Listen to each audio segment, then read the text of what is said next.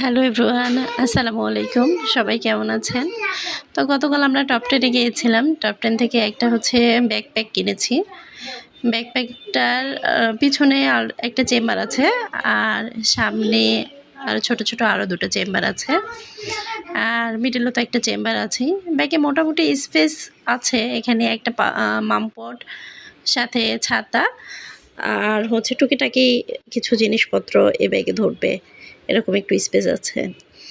আর হচ্ছে ওখানে অনেক ব্যাগই ছিল, বাট আমার কাছে এটাই ভালো লেগেছে, তাই আমি এটাই কিনেছি। আর এই ব্যাগটা হচ্ছে আমার মেজো আপু আমাকে গিফট করলো। তার সাথে হচ্ছে এই ব্যাগের ভিতরে আমি কিছু ক্লে লুকিয়ে রাখছিলাম আগেই, রামিম যাতে সব ক্লে একসাথে না নষ্ট করে।